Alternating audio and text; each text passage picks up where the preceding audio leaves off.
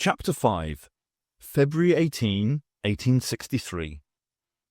The woman is screaming, her arms beating against the chest of her attacker. He punches her in the face, her nose breaking with a resounding crack. Her screams subside into guttural moans and sobbing, blood running sideways across her cheeks to the polished veneer of woodblock floor. "Say that you love me," the man urges, bearing down on her with all his weight. "Say it, Daisy. Tell me that you love me." His hands caress her neck, lovingly stroking that alabaster skin. "Say you love me," he pleads. His thumbs tighten as his passion grows. "Say you love me," he begs, squeezing her as hard as he could. His breath is coming so fast now, he doesn't hear the bones breaking. Her eyes roll back in her head, and she is gone. He sits back, shocked into silence. You try to back away, and he hears you and turns, startled by your presence. "What are you doing here?" he demands. "Who are you?" He looks down at the woman's lifeless features and realizes what he has done. He turns back to you. "I didn't mean to hurt her. I didn't—" Nissa was twisting herself about, desperate to escape the vision. She tried to force her eyes open, to find herself safely awake. If she could just open her eyes, she wouldn't have to see these things. But instead, she felt trapped between the dreaming and being awake, half in one realm and half in the other. She knew what she had just seen was a nightmare, but there was something more to it than that. She had been a witness to something, a terrible secret. What was happening to her? Why was she being haunted by these visions in her sleep? "Nissa, are you all right?" The doctor's kindly voice jolted her awake. She opened her eyes with a gasp. "What happened? Where am I?" "In a carriage on the way to Coralin," he replied. "We should be there soon." The doctor was sitting opposite her, watching Nissa with concerned eyes. "You fell asleep. You were having a nightmare." "Worse than that," she said. "A vision, as if I was standing watching it happen in front of me, and I was powerless to save her." "Save who?" "Daisy. Her name was Daisy. A man was hurting her, murdering her. He didn't mean to kill her, but he couldn't stop himself. Then he looked right at me. He was going to hurt me next." The doctor took Nissa's hands in his own and held them. "Nissa, listen to me. You're perfectly safe now. The man in your vision, he can't harm you. You're safe. You must believe that," he implored. She nodded, acknowledging the truth of what the doctor said. "It was just so real. Lately, I've been seeing other things, other visions. Some are events that have already happened. I think that last one was from the past. Others are more like glimpses of the future. I can't make sense of them. Once, I felt myself being drawn into somebody else's dream. That was while we were at Windsor. I thought it might have been James's dream." "These visions, do they only come when you're asleep?" "So far," Nissa said, "but they keep getting stronger, more vivid." The doctor sat back on his side of the carriage. Perhaps the general was right. Perhaps it is wrong to bring you here. We don't know what effect it will have on you. These visions could be related to this rift in the continuum. Another mystery for us to investigate? "Yes, we seem to be making quite a collection," the doctor said wryly. Nissa smiled, the last shadows of her vision melting away. "Business as usual." Outside, Dalton's voice could be heard calling everyone to a halt. The carriage slowed and then stopped. The general appeared outside the window, the buttons on his tunic gleaming in the morning sunshine. "Doctor, Lady Nissa, I'm afraid I shall have to ask you both to disembark. We are approaching New Lanark and must now leave the track to find our own way to the encampment on foot." The two passengers climbed out to find themselves on the ridge of a hill, a few stone cottages visible further back along the track. Dalton's squad of men had been divided into groups. 6 men were carrying a tall wooden crate they had bought from the train. A dozen were dealing with the TARDIS, and the other 6 were bringing up the rear. "I don't know what you've got inside that police box of yours, Doctor," the general commented. but my men say it's dashed heavy. Yes, I'm sorry about that. Normally it is able to redistribute its weight across 5 dimensions, but that facility was damaged on the train journey up from London. Really? Well, whatever you say, Doctor. Rather than simply sending a telegram from Scotland Yard, Chief Inspector Lovesey had opted to deliver his news to Victoria personally, thinking it might be an opportunity to make a good impression. Standing before the Queen in her private office at Windsor, he was now regretting that decision. "We understand you have information regarding our scientific adviser, Dr. John Smith," she snapped. "Yes, Your Majesty." "Well, out with it. We are meant to be departing for Balmoral today, but our departure has been delayed yet again to grant you this audience. Do not delay us further." "No, Your Majesty, indeed not," Lovesey replied, bowing deeply. "Sir Henry sent a communication to Scotland Yard informing us that this individual, the Doctor, he has a name, you know." "Yes, thank you, ma'am. Informing us that this Dr. John Smith had come to Windsor to investigate some phenomena on behalf of the Yard, and that Your Majesty had requested he travel north into Scotland as part of these inquiries." "So far you have only told us what we already know, Chief Inspector. Pray continue with fresh information, or else we shall consider this conversation at an end." Lovesey swallowed hard and bowed again. "Yes, Your Majesty, it's just that—" He turned to Ponsonby for support, but found no succour there. "It's just that we have no Dr. John Smith attached to the Yard, nor, indeed, anyone else of that name working for us. A search of all the constabulary of the greater metropolitan area revealed only one policeman answering to the name John Smith, and he is a rather burly sergeant in Clerkenwell with black hair and a moustache, who hardly matches the description Sir Henry writ us. We also have no record of a Lady Nissa of Traken, nor any knowledge of any place called Traken. We're rather at a loss to explain these two individuals, ma'am." "And your point, Chief Inspector? Why come all this way to tell us information you could have communicated by other means?" Lovesey grimaced, trying to think of a more acceptable answer than admitting to his arrogant folly. "We believe the Doctor and his companion may be agents of a foreign power or enemies of the Empire. They may well be highly dangerous, and should be apprehended for questioning immediately." Lovesey bowed again, relieved at having said all he needed to say without further raising the Queen's ire. The Queen sat contemplating this news. The Doctor had ample opportunity to press an attack against us here at Windsor, had that been his mission, while the Lady Nissa seemed a most amenable young lady of gentle disposition.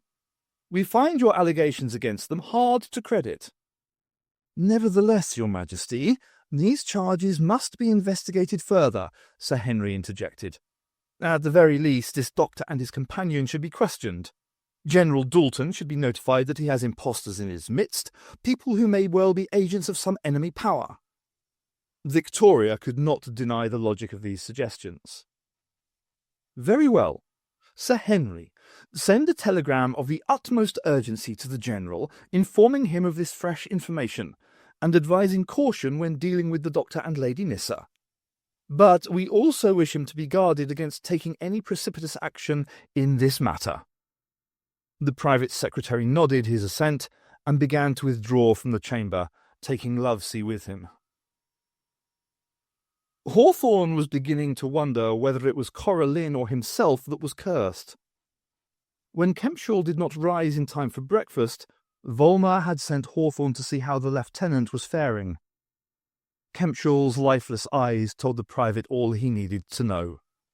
He stepped backwards out of the tent and bumped into the impatient Volmar. "Well, how is he?" the sergeant demanded. "He's been better," Hawthorne replied, holding open the tent flap.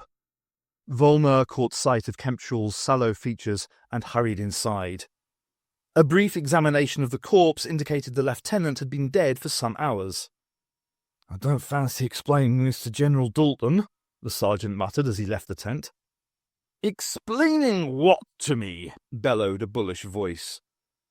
The general strode into the encampment, flanked by 2 civilians and 24 soldiers carrying an assortment of large boxes and equipment. "Well, what don't you fancy explaining, Sergeant?" Volmer snapped to attention and saluted Dalton, Hawthorne reacting almost as quickly.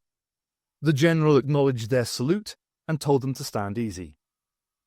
Volmer took a deep breath and briefly recounted events at Coralline, concluding with the discovery of Kempshaw's corpse.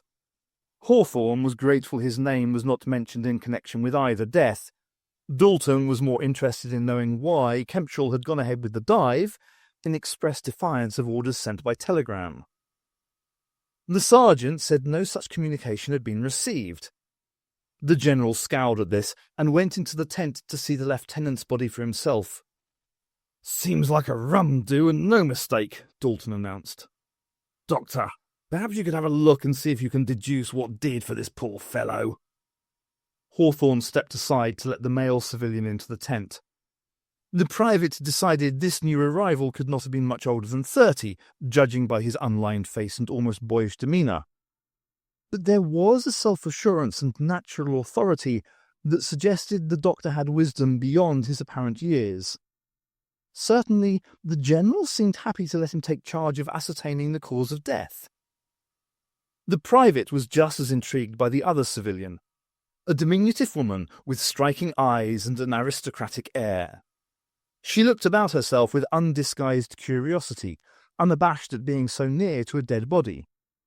Her clothing was most unusual, a dark crimson jacket and trousers of a fabric Hawthorne had never seen before.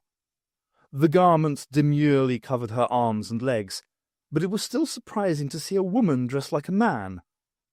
The private found himself wondering what her relationship was to the doctor. They had an easy familiarity, but gave no sign of being married. "Nissa," the doctor called from the tent, "come and have a look at this."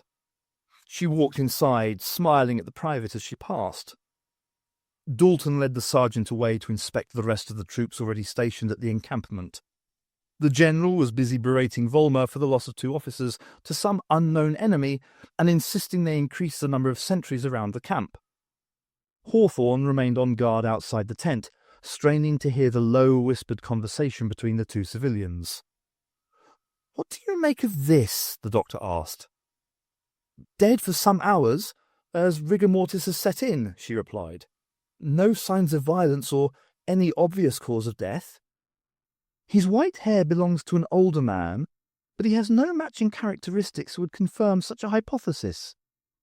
His eyes, as if he had seen something utterly terrifying, as if he had been scared to death.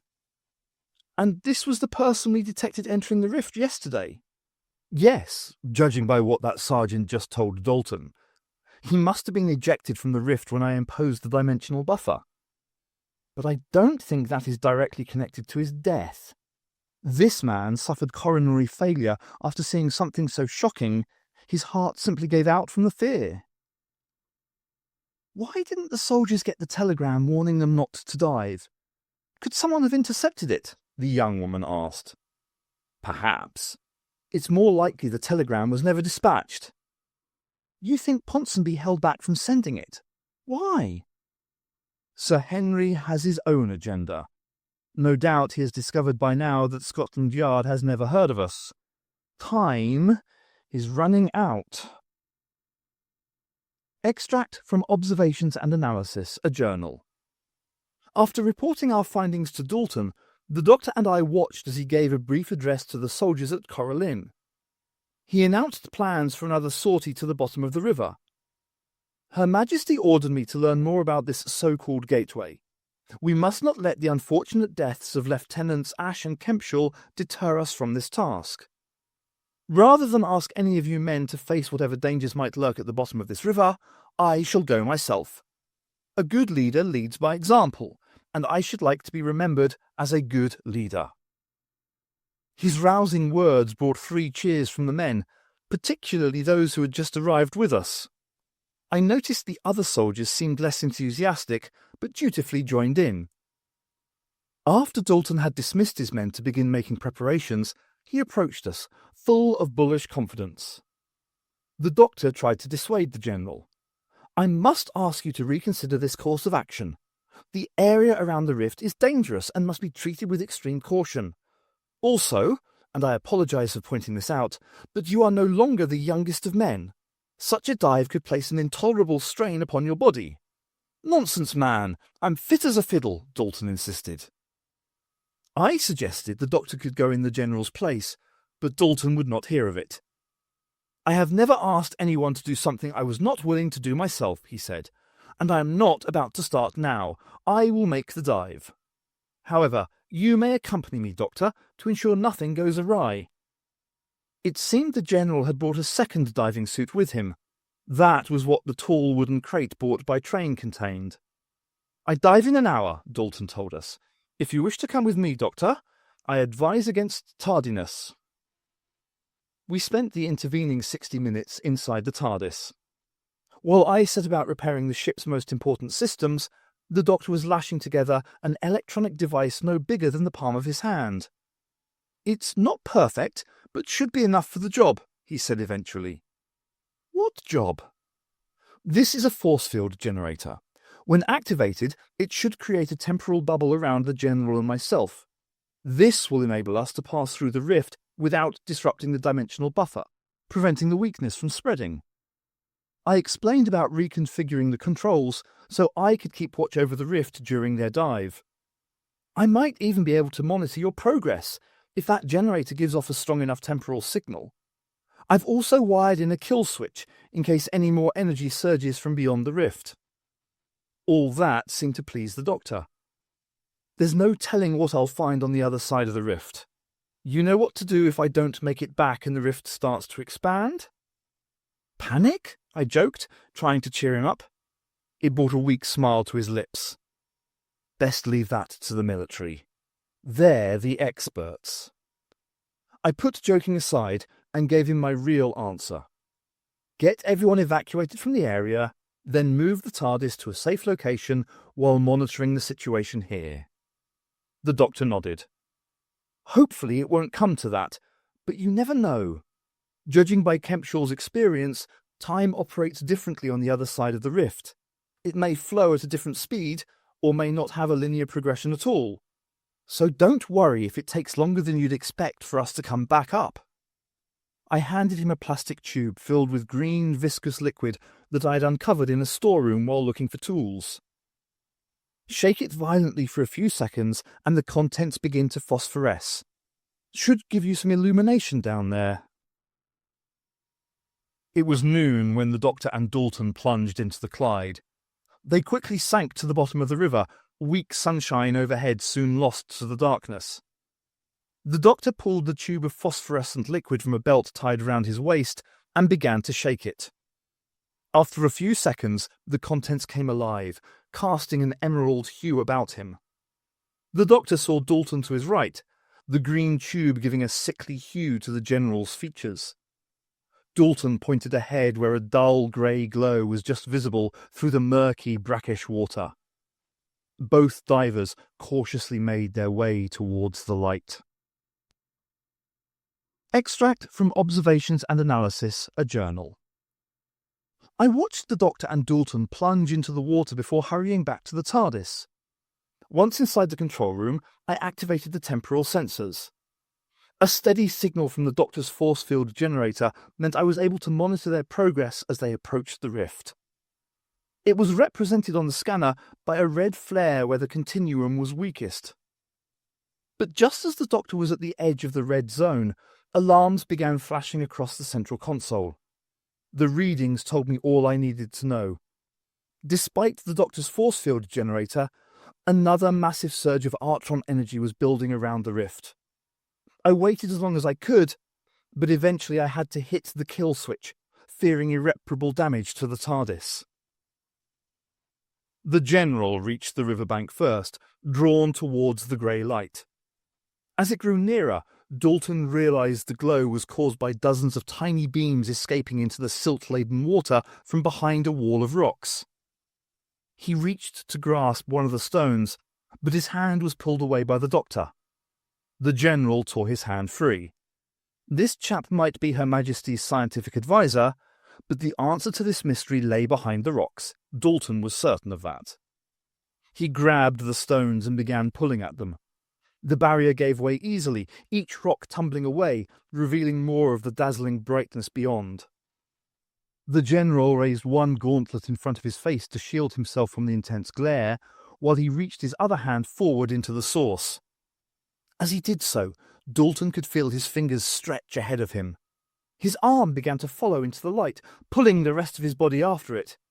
He was aware of the doctor grasping at his suit, adding a sudden drag on the acceleration effect. But it wasn't enough to stop them moving forwards. The general closed his eyes and hoped God would be merciful.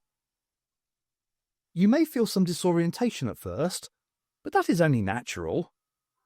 Adric was kneeling beside the doctor, looking down at him lying on the ground. All who journey here find the experience a little overwhelming when they first arrive.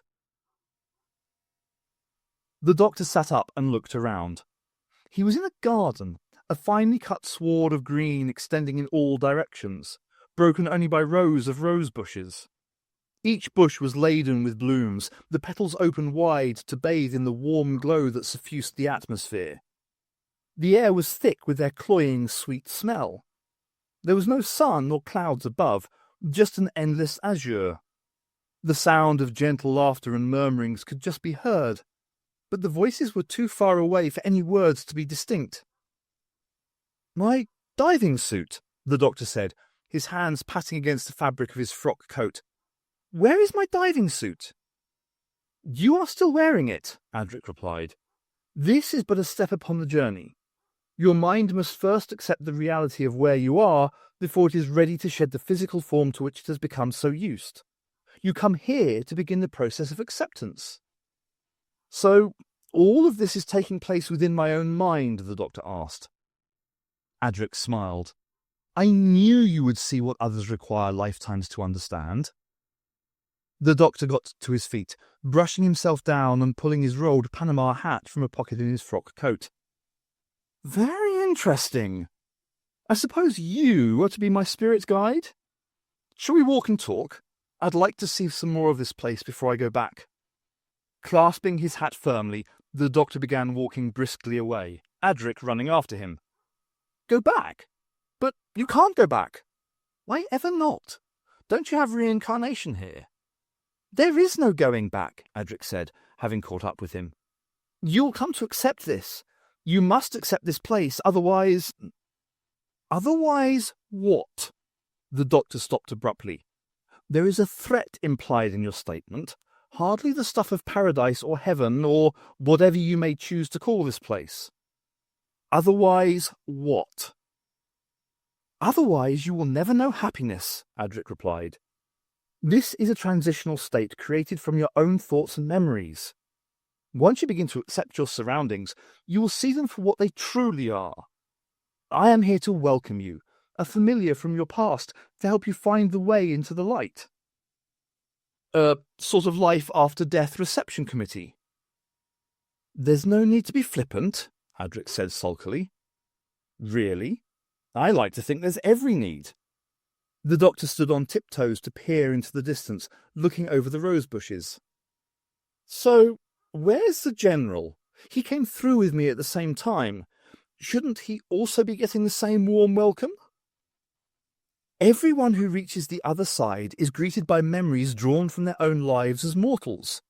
When I arrived, Varsh was waiting to greet me." "Adric, perhaps you can answer a few straightforward questions without resorting to vague hints, promises, and threats." "There are no threats on the other side," Adric replied. "But the longer you continue to deny the reality of this world, the longer I'll be stuck here among the rose bushes?" The boy smiled. "Something like that. Sorry, you must accept your own death." "Ah, but I didn't die," the doctor said.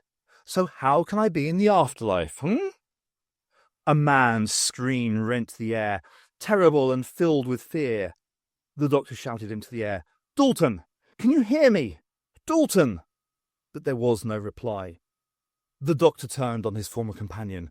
"That sounded to me very much like a man in agony." You are mistaken, Adric replied soothingly, reaching out towards the doctor. Come with me so I can show you the truth. He pulled away from the boy. I think not. Either all of this is just an illusion, or else I am still wearing my diving suit and helmet, and you are somehow blocking that fact from my perception. Don't do this, Adric urged. Find true happiness here. Another time, perhaps, the doctor replied. If I am wearing my diving suit, the guide rope should still be attached to my wrist. Now, what was the signal to begin hauling me back to the surface? He gripped his wrist firmly and gave it 2 sharp tugs. Moments later, a sudden jerk pulled the doctor backwards across the sward. Adric remained where he stood, hands still reaching for the doctor, begging him to stay. Another jerk, and the doctor was pulled into the air. He began gasping for breath, aware he was sweating profusely. As he rose into the sky, darkness consumed him, cold and unforgiving, the sweet warmth of the rose garden fading away. Volmer assigned Dalton's 24 men to keep the flywheels on the bellows box turning, happy to watch the cocky newcomers exhaust themselves.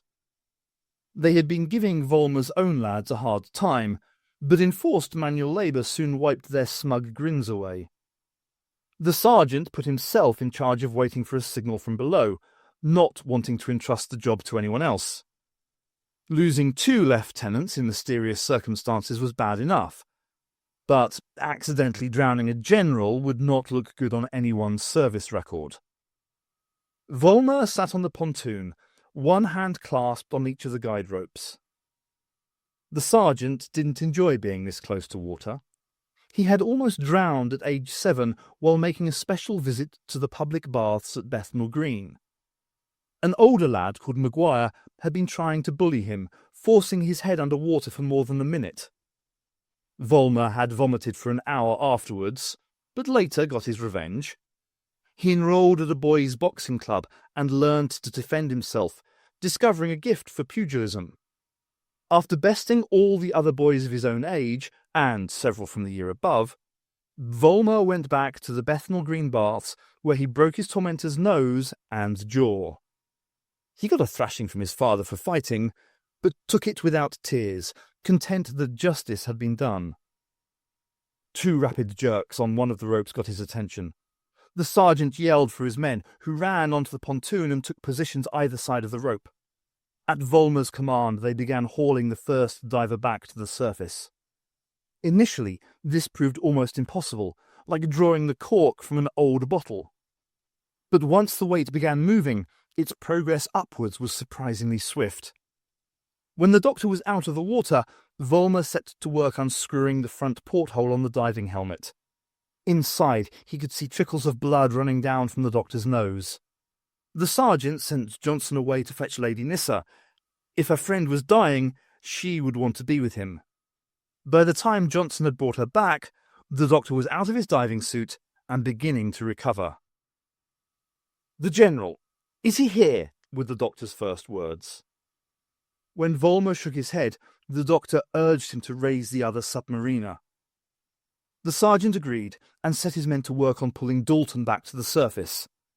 This proved even more difficult than before, even when Volmer joined in. Eventually, he was forced to take men away from the bellows box to help. He knew this risked starving Dalton of air, but felt it was necessary. At last, the second diving suit broke the surface of the water. Several men jumped into the river to help the general onto the pontoon. Volmer quickly opened the helmet's glass porthole so Dalton could breathe freely. The general gasped in fresh air, his features red and strained, droplets of sweat adorning his moustache. The sergeant assigned Clark and the rest of the men to helping Dalton out of the heavy, cumbersome diving suit. Meanwhile, Volmer eavesdropped as Lady Nissa quizzed her associate about what he had witnessed. "It was troubling," the doctor said quietly. He described being in a rose garden, but could offer no proof he had visited the afterlife. I wanted to believe in what I was experiencing, but felt only doubts. One thing is certain. The rift is a conjunction between 2 worlds. What about the instruments in the TARDIS? What did they indicate? Lady Nissa said she had been collecting results when summoned to the riverbank. The doctor hushed her to silence, having noted Volmer's interest in their conversation. The station master's son had run all the way from Lanark, urged onwards by his father's threats of violence if the telegram was not placed in the hands of the soldiers that day. The message had been sent from Windsor Castle, making its urgent delivery all the more pressing. But a third factor helped speed the boy's feet as he ran through the crest towards Coralline. For years, rumours and whispers had passed through the district about the ghosts that haunted this narrow gorge after midnight. It was common knowledge that 2 coffins had already been filled by the soldiers. The boy had no wish to still be within the woods when the witching hour came, nor to provide any more business for the undertaker and his family. He reached the encampment after dark, only finding it by virtue of the sparks flying upwards from a fire roaring in the centre of a clearing surrounded by tents. Breathless and exhausted, the boy collapsed to the ground, still clutching the envelope inscribed with the words, "For General Dalton's eyes only." When he had recovered enough to speak, the youth was brought before Sergeant Volmer. "What's your name, lad?" "Tommy, sir. Tommy Douglas," the boy replied in a soft Scots burr. "You've done well delivering this tonight. You may stay the night here before returning to your father in the morning with my thanks." "No, sir." The sergeant considered insisting, but decided against it. The lad was terrified, his eyes constantly flitting back and forth. In the past, Volmer would have dismissed the superstitions of the local people as pointless whimsy, but events since arriving here were fast shifting that opinion. The sergeant gave the boy a lantern and matches for lighting it again should the wind extinguish the flame. "That should see you safely home, Tommy. And here's a farthing for your troubles," he said, offering a coin. But the boy refused to touch it. "I'll be away then if you didn't mind." He was just as resistant to having one of the soldiers escort him home. "I will be quicker on my own." Volmer let the boy away. The telegram was the important thing now. The sergeant strode to the general's tent and asked to be admitted. Dalton had ordered 2 sentries be stationed outside to prevent him joining the other officers inside a plain pine box. Once inside the tent, Volmer snapped into a salute. But the general hardly acknowledged it. He seemed more intent on staring into a mirror, examining his own features. "I stared death in the face many times," Dalton said. "But I suppose I never thought much beyond that. To a soldier, death is the inevitable defeat at the end of your lifetime. For some, it comes gloriously on the battlefield, laying down their lives to save others or defend that in which they believe. For others, it comes later, on a hospital bed, racked with pain and fear. Not many soldiers die peacefully in their sleep, I'll wager." The general turned to Volmer. "Were your parents religious, Sergeant?" "No, sir, not as you'd notice. They had me baptised, but we never attended church. My father believed you had to look out for yourself in this life.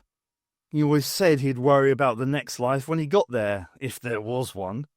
Never saw the point in religion myself, probably because my old man never did." "Like father, like son?" "Something like that, yes, sir. Why'd you ask?" Dalton smiled.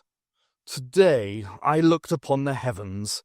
I visited the ever-after, the spirit world, if you will, and I saw it was all true. It was all real. Everything the preachers and pastors and vicars said in church. I didn't believe until today. All my life I had scoffed at such notions as being the placebo for weak minds and the cowardly. I have seen the afterlife, and know it to be real. What more could any man want?" "Indeed, sir." Volmer wasn't sure what to make of all this. The general had spent a lifetime barking orders and leading men to their deaths. Now he seemed a changed man, content and at peace. "General, I came—" But Dalton held up a hand to silence Volmer. "Now that I know it is real, I have determined to claim this afterlife, this realm beyond death, for the greatness of the British Empire. I shall lead troops through the portal myself, an expeditionary force to begin preparations for this great new adventure." "How is that possible, sir? We only have 2 underwater suits." The general smiled. "I had already arranged for a diving bell to be dispatched to this location in case it might prove to be of use. This will enable me to take 12 men down into the depths, where we shall swim through the gateway to the other side. There we shall lay the groundwork for Her Majesty's visit." "Her Majesty? The Queen is coming here?" "Of course. It was at Her Majesty's request that this mission was begun. It will be the greatest honour of my career to lead her through the threshold between this life and the next." Dalton chortled to himself. "Perhaps she will make me Governor-General of the afterlife. It would be a most prestigious honour to conquer and rule our newest colony." "Forgive me, General, but you cannot expect the Queen to swim?" Volmer's voice trailed off. He had once read that Her Majesty was fond of taking a bathing machine down to the water's edge on the Isle of Wight, but such an approach was hardly practical here. "Of course not, Sergeant. Do you take me for a simpleton?" "No, sir. Certainly not. I will need your help on this side of the gateway to provide access for the Queen. At dawn tomorrow morning, you will send men upriver to create a temporary dam, stopping the flow of water down the Clyde. You will detail 12 men to go downstream and open the floodgates on the existing dam, draining the water from the flooded valley. By the time Her Majesty arrives, the riverbed will be all but dry, exposing the gateway to open air. The Queen can walk through to the other side without getting her feet wet, or as near as damn it. What do you say to that?" Volmer was still contemplating the feasibility of Dalton's plan. "It's possible, but problematic. I would suggest Lance Corporal Clark be put in charge of creating the dam upriver. He has experience of demolition work. But any such structure could only be a temporary measure. Also, the cotton mills at New Lanark will be grossly affected. The residents should probably be evacuated to higher ground for safety until the waters recede. If the river is completely and permanently blocked, there will be no water for the mills. The owners would be outraged, General. You will have stolen their livelihood." Dalton acknowledged all this, but remained undeterred. "The evacuation would be necessary even without the safety considerations," he said, "if only to safeguard Her Majesty during the royal visit. Once we have laid claim to the afterlife for the Empire, we can search for other gateways, ones hopefully in more convenient locations. The owners of the mills can be compensated. Their workers found new homes and jobs elsewhere. Right now, they are not my major concern. We must press ahead with my plans immediately. Is that understood?" The sergeant nodded and saluted. He was about to leave before remembering the telegram. "This was just delivered for you, sir." Dalton opened the envelope and read the contents with interest before handing it to Volmer. The sergeant quickly took in the message. "Utmost urgency. General Dalton, Dr. Smith and Lady Nissa are impostors. Stop. Advise caution in dealing with them. Stop.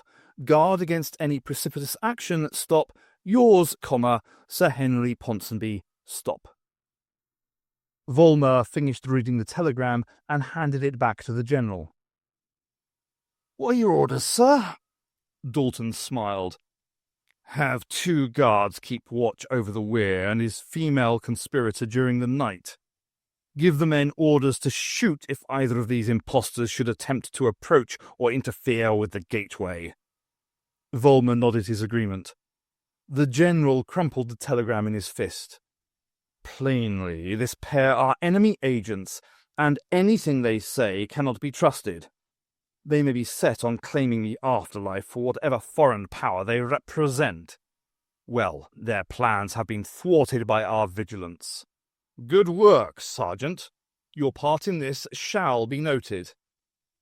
"Thank you, sir. If you have no objections, I will go and begin setting your orders in motion." Volmer received a cursory nod from the general and withdrew. Once outside the tent, he turned to the 2 sentries standing guard. "Where are Johnson and Hawthorne?" Extract from Observations and Analysis, a journal. The doctor and I spent several hours examining the findings generated by the TARDIS during the dive. The force field generator had been successful in allowing the Doctor and Dalton to slip inside the rift without disrupting the dimensional buffer, despite the Artron energy spike at the moment of entry. But the General had been pulled through the rift alone, his egress rupturing the delicate membrane. The Doctor was dismayed by the results. It's as if a cut just starting to heal had been torn apart from the inside out. Whatever lies on the other side is seeping through the wound, infecting this world, and the infection is spreading. The Doctor rubbed his eyes, weariness evident in his features. That settles it. Nobody else can be allowed to pass through the conjunction until we know more about it. At first light, I will try to convince Dalton further dives are too dangerous. Hopefully he will listen, but the military mind can be a dense and obstinate thing. My curiosity got the better of me, and I asked what it had been like beyond the rift. "Blazing light and utter disorientation," the Doctor replied. "I can understand why minds unused to temporal and spatial displacement might interpret the experience as akin to a journey beyond death. The effect is most perturbing." "No, I meant on the other side." "Did I meet any dear departed? Is that what you're asking me?" "Yes, in a way, I suppose I did." The Doctor took my hand and led me deeper into the TARDIS interior. As we walked, he related his experiences in the Rose Garden, recalling the sights and smells, the strange words spoken by Adric. By the time he had finished, we were standing in a large circular room I had never seen before. The walls were panelled with walnut, reaching high above us before curving inwards to a single point over the centre of the chamber. "This is a place of remembrance," the Doctor said quietly. A tall circular case of glass and wood stood in the centre of the chamber. In it were several shelves, each with a variety of objects resting on them. He invited me to have a closer look at the cabinet and its contents. Inside, I could see a collection of oddities, such as a book entitled The French Revolution, a scrap of tartan cloth, and a badge emblazoned with the letters SSS. I did not recognise most of the items, but the last artefact stopped me short, partly from the shock of seeing it again and because it was so familiar. Roughly assembled on a black cloth were the fragments of Adric's broken star-shaped badge. "All of these? Are they souvenirs?" I asked. "Mementos would be a more appropriate choice of word," he replied. "Those who travel with me are here for such a short time in the context of my lives. I choose to remember them all here." Nissa looked again at the contents of the cabinet. "What about Tegan? You haven't got anything here to represent Tegan." "Not yet." The Doctor walked around the cabinet to stand beside her. "As a Time Lord, I will live for hundreds, even thousands of years. The time my companions spend travelling with me is all too brief. But that doesn't make their lives, their achievements, any less valuable or important to me. One day you will leave me, Nissa, just as all the others have done.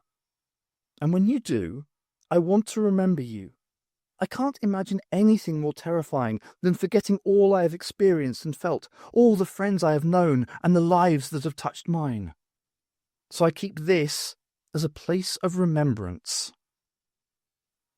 I understand his reasons for keeping such a place, and told him so.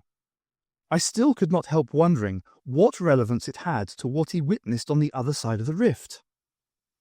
When I regained awareness in that place, I wanted to believe what I was experiencing was real. The urge to give in to that reality was so strong, so powerful. But something rang false.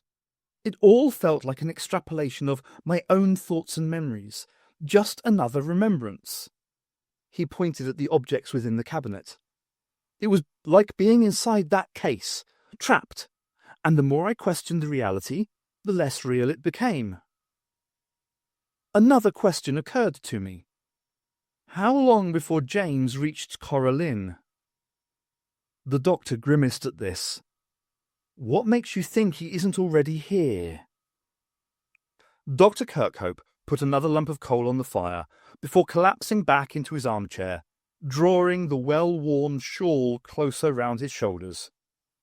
The winter had been mild by Scottish standards, but the old physician felt the chill so much more these days, the cold seeping into his bones. No matter how many layers of clothing he put on, they never seemed enough to get warm extremities, nor drive the dread from his mind. Ever since word had spread about the soldiers arriving at Coralline, Kirkhope had been haunted by the memory of what he had done. Banishing that boy to the loch had seemed the only solution at the time. The shock of hearing Morag's voice accuse him of murder, and worse, had unhinged his reason, or so he told himself. He panicked, and in his panic sent the boy away as an act of self-defence. So it had ruined one life, but Kirkhope had saved so many in his decades of service to the people of New Lanark. Did not the greater good compensate for this one sin? The doctor knew he was not alone in bearing this grief. James's father had moved away, taking his 2 remaining sons with him. The last anybody heard was that the trio had moved to New Zealand in search of a better life among the Scottish immigrants settling in the South Island. Of the Lees family, only Martha remained in the cotton milling community, but she had become a pariah. Gossip spread among the other women about her ruthlessness, while the men considered her soiled goods. She had continued working in the mills until an accident robbed her right arm of strength. Fortunately for Martha, she had some meagre savings and was able to get by. But like the doctor, she had a haunted look. Kirkhope had seen James only once, several years later, since sending the boy away to the loch. The physician was certain he had spotted the lad lurking on the fringes of the village, older and taller, but with the same unmistakable features and penetrating eyes. Kirkhope followed the young man up the narrow, winding trail to Coralline. He saw James dive into the water. For long minutes the boy did not reappear. Finally, when the doctor was convinced James must have drowned in the flooded valley, a body floated to the surface of the water. Kirkhope used a branch to snag the figure and drag it to shore. James was alive, just. Despite being so close to death, he still spoke with the voices of the deceased. Whatever cure was being administered in Glasgow, it had not yet been effective. After nursing the boy back to health, the physician returned James to the loch. It had seemed the only safe option. When he first read about a psychic boy astounding the crowned heads of Europe with his powers as a medium, Kirkhope did not connect the story with James Lees. How could anyone get from the grimmest institution in Glasgow to the royal courts of a dozen different countries? But when he saw a cartoon in the Times about a séance held for the Crown Princess of Prussia, there was no mistaking the face of the medium. A letter to the administrator of the loch confirmed that James Lees had been cured and made the ward of a German baroness. Kirkhope suspected the exchange of money had been the cause of this sudden cure, but had no proof for such an allegation. So now he waited, his thoughts dreading the prospect of a return visit from that creature. As a man of science and learning, Kirkhope did not let himself believe in notions like demonic possession. But the cursed nature of James's ability sorely tested that honest reasoning. The physician could not explain how he knew, but he had felt the presence of the young man drawing ever closer these last few days. All the fires in the world could not keep the chill from Kirkhope's heart now. The knock at the door was so soft he almost missed hearing it. After a few seconds, the knock was repeated, and the physician called out, demanding to know who was coming to his door at this hour of the night.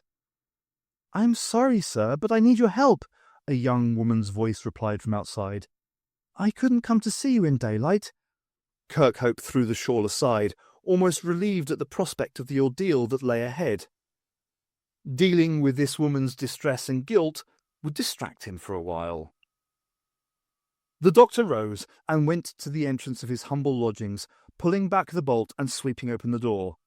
"Well, you'd better come inside. We can't have you—" James Lees was standing on the step, his arms clasped around his chest in a hug. He smiled at the elderly physician's shocked face before speaking, his lips moving, but the voice that of a frightened young woman. "Thank you, Doctor. I don't know what I would have done if you hadn't been here." James stepped inside, closing the door behind himself.